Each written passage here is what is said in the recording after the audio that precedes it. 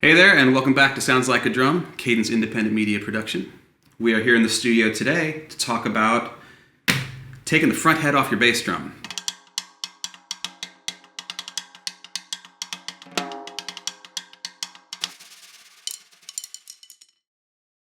I think pretty much all of us have seen video or been to a jam session or in your house, or maybe you've done it yourself, taking the front head off to get a punchier sound, or maybe just to see what it's going to sound like. This is a pretty dramatic move to make as it exposes your front bearing edge, which is out there for someone to bump into, but maybe it's worth it. Let's find out.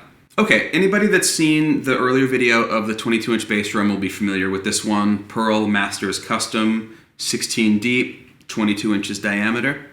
And today it is totally empty. It has a Evans EQ4 UV1 head on the batter side. It's basically like an EQ4 or a Power Stroke, if you're familiar with Remo stuff.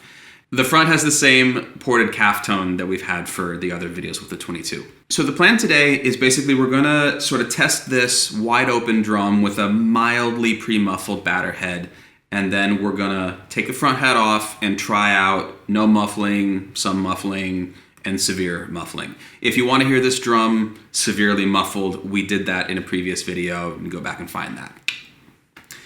So first, wide open, and we're going to do a little bit of laying off the head and a little bit of burying the beater to make sure we get a full idea of this. And we're also going to bounce between our standard 414, which is next to me over here, and then add in the D112 that is currently just outside of the port in the front head.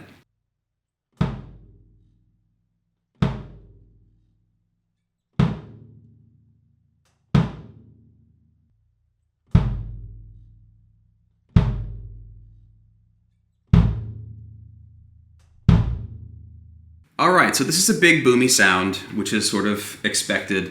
The batter is in sort of a medium range. It's not really important what pitch it is right now.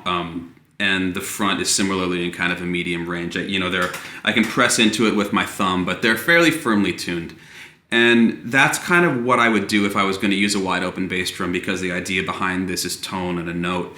And if you're going to use a wide open drum and then tune it down in the wrinkle zone, you're really not going to get a great sound out of it. You're going to hear a lot of slap and not a lot of tone or resonance. So now we're going to pull that front head off and start from no muffling and move up to a lot and see if we get something we like. Okay, so this is going to be the first of several sort of miking and muffling setups, but we wanted to give you exactly the same mic placement and exactly the same batter tuning as before. We just took the head off and swung the mic back, didn't move the tripod or anything, so this is just the true A-B between the two.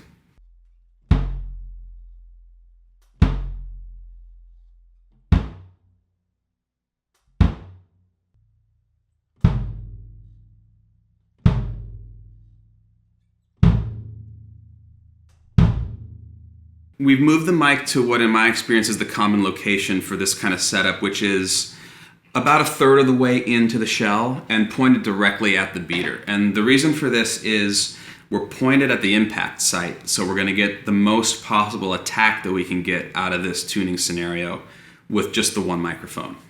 And for the record, we're sticking with the felt side of this beater. We're going to just use the felt side for the whole time.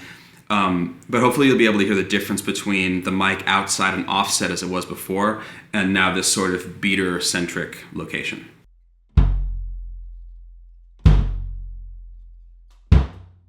Okay, the next step is to add some muffling to this. That sound is still like pretty boomy, but it is punchier. But I feel like if you're doing this, if you're taking the front head off, we're looking for punch, we're looking for cutting through, attack, that kind of thing. And so now we've got a pillow inside the drum that's laid long ways across, so we've got a lot of surface contact from side to side, and it's pressed up against the head. I didn't put a weight on it or anything like that, but if I was going to be playing really aggressively, I'd probably try to stabilize it with maybe like a 5-pound weight or a sandbag or something like that.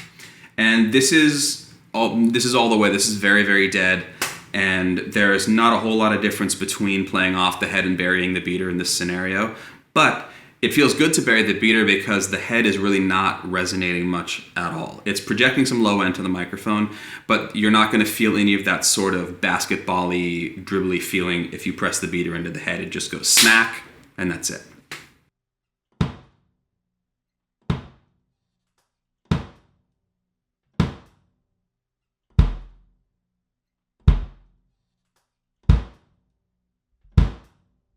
Okay, so nice and punchy, extremely punchy.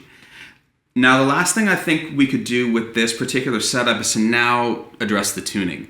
I think that, at least for me, I associate this kind of short, punchy, fat sound with also a pretty low-tuned batter head. I don't normally tune my batter heads that low, but I think that a lot of people do.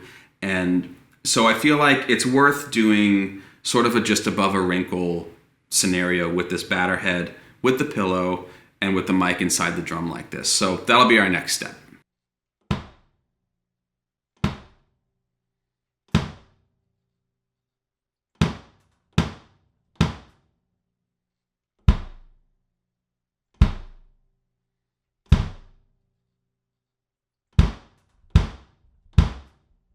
So for me, this is the sort of scenario where these kick drum specific microphones really come in handy because they have a specific kind of EQ built into the microphone, which pulls some of the high mids out, accentuates a little bit of the top end, and kind of dramatically boosts the bottom end.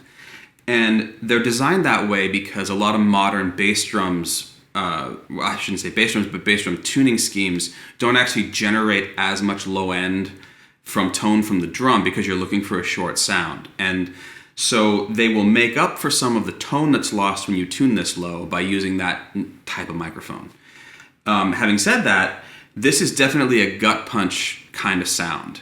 And I think you can tell from the discrepancy between the AKG up here and the 112 down there that the way this sounds where my head is really pretty thin. It just kind of goes bap and that's it. But out front, when you're in sort of the barrel of this thing and it's shooting at you, there's a whole other thing going on in there. And with differing degrees of muffling, we sort of jumped to a pillow rather than a lot of things in between. But I think you can sort of like extrapolate that there are some levels in between if you were to use a blanket or if you were to turn the pillow with, less contact on the head. There are differing degrees to this. Suffice to say that this feels good to hit. It feels good to hit it really hard, and it invites you to really smash it. This degree of low tuning, especially if you're one who prefers to bury the beater, is gonna probably shorten the life of your bass drum head a little bit just because it's receiving all of that impact. We talked about that with tom tuning and some other things like that. But at the same time, there's no other way to get that sound if that's what you're after. And I'd say that now, the last thing to do is to leave this exactly as it is and put the front head back on.